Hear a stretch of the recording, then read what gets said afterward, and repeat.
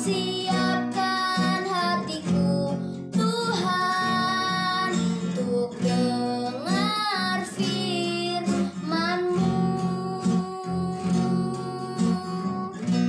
Ku siapkan hatiku Tuhan untuk dengar firman-Mu.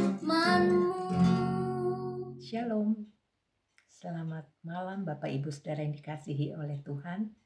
Kita akan melanjutkan pembacaan firman Tuhan pada malam hari ini yang terambil dari Mazmur 10 ayatnya yang pertama sampai dengan yang ke-11.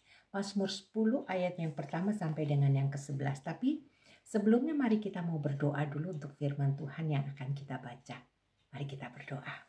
Bapa Surgawi, di dalam nama Yesus kami bersyukur untuk kasih setiamu yang besar melimpah dalam kami.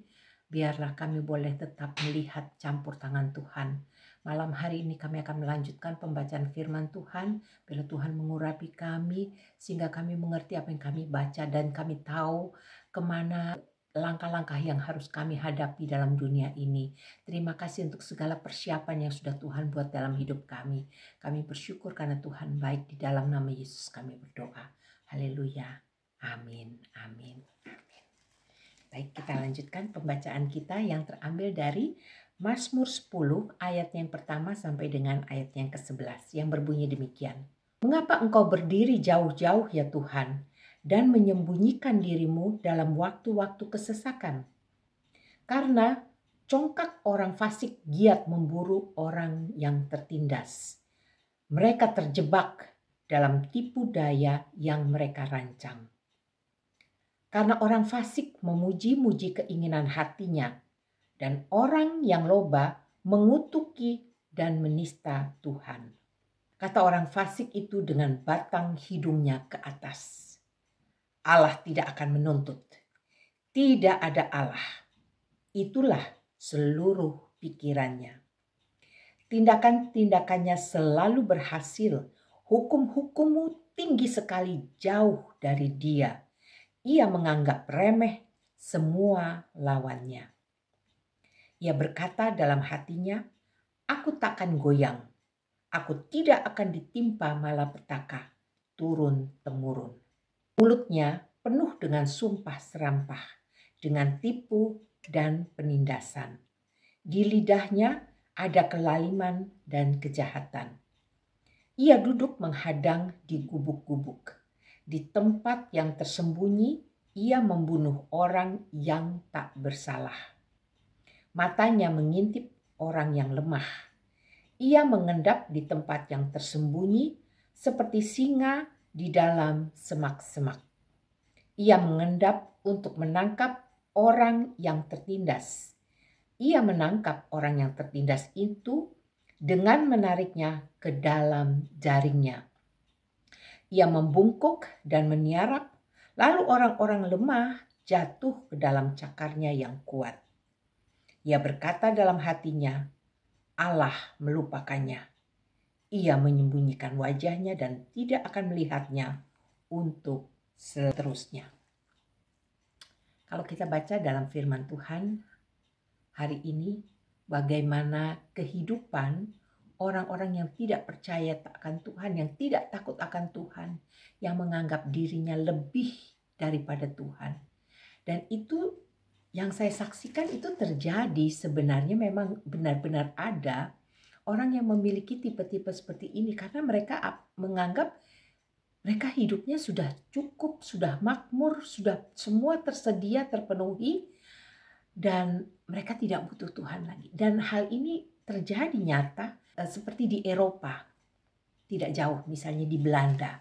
Hal ini juga banyak terjadi. Orang yang tadinya percaya Tuhan, tapi karena kehidupan, kemakmuran, semua fasilitas sudah diterima, hidupnya sudah enak, sudah tercukupi, akhirnya dia tidak lagi membutuhkan Allah. Banyak orang-orang yang sudah akhirnya melarikan diri, sibuk dengan urusannya sendiri sampai menganggap bahwa Allah itu tidak ada. Saya tidak perlu Tuhan. Disinilah letak bagaimana kita harus tetap mempertahankan iman kita. Dalam keadaan baik atau tidak baik, dalam keadaan kita kekurangan atau berkelimpahan, kita tetap harus mengandalkan Tuhan. Nah, orang yang tidak mengandalkan Tuhan itu di sini bisa saya lihat dan saksikan sendiri, mereka menganggap dirinya hebat. Mereka punya pendidikan, mereka punya kekayaan, mereka punya segalanya yang mereka butuhkan dalam hidup ini, sampai akhirnya mereka tidak butuh Tuhan. Dan seringkali perkataan-perkataan itu menjadi sombong dan menganggap saya bisa karena saya pintar, saya kaya, saya luar biasa. Saya tidak seperti dia, saya tidak seperti si Anu, si A, si B, si C.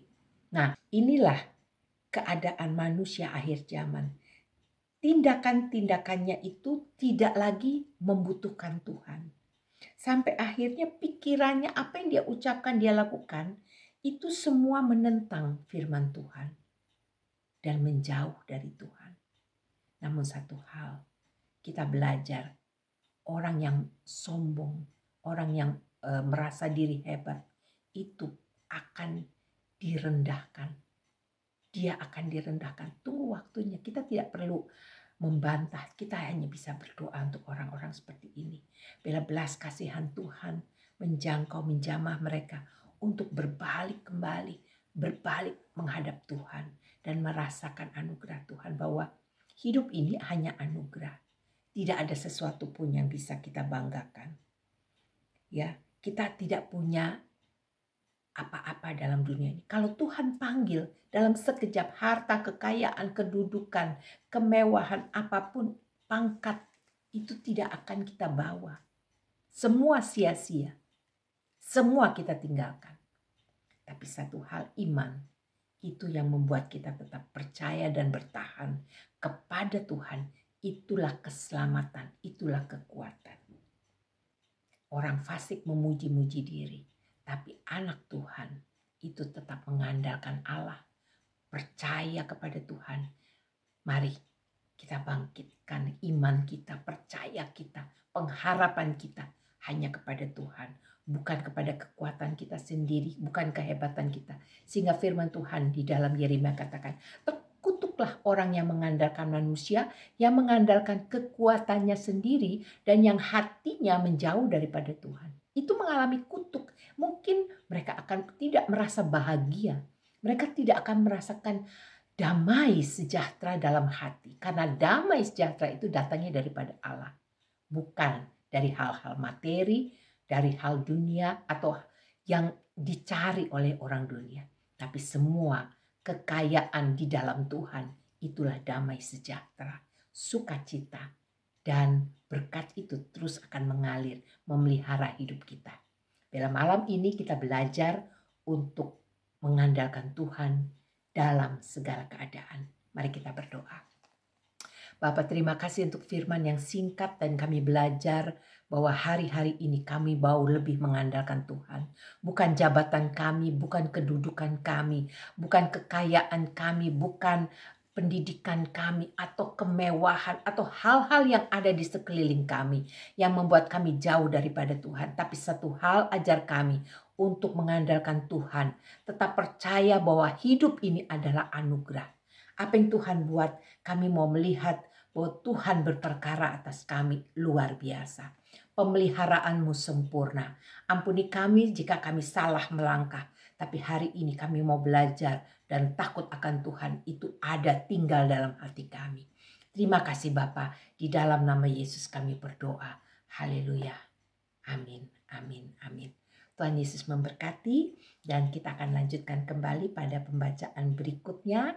Dan menjelang Natal, biarlah hati kita dipenuhi oleh ucapan syukur dan percaya bahwa Tuhan itu baik. Tuhan Yesus memberkati. Shalom, sampai jumpa. Firman-Mu pelita bagi kakiku, terang